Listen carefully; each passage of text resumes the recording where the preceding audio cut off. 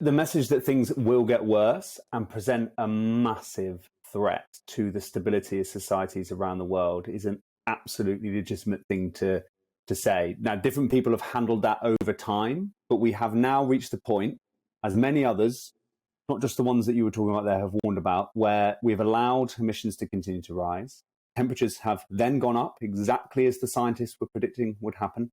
And then that has led to loads of quite severe impacts that were also predicted to happen, like hotter weather, like more weather, other weather extremes like storms. And they have had a knock-on effect in eroding the ability for some countries to produce enough food, in hitting development indicators across Africa and so on. So this really is the crunch time that we're living through at the moment. It's not one where, we'll fall off the edge of a cliff tomorrow and the world will end or something.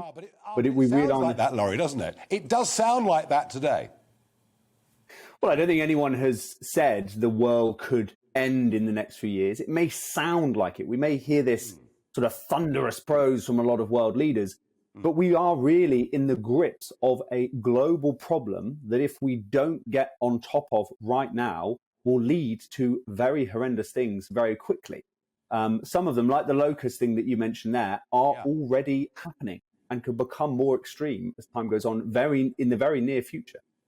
Boris Johnson said a few years ago that it was a conceit for man to think that all change in our climate was down to man's activity because there are other factors. And you and I both well know whether that's sunspot activity or volcanic activity. Yet today he says that all changes to climate are down to man.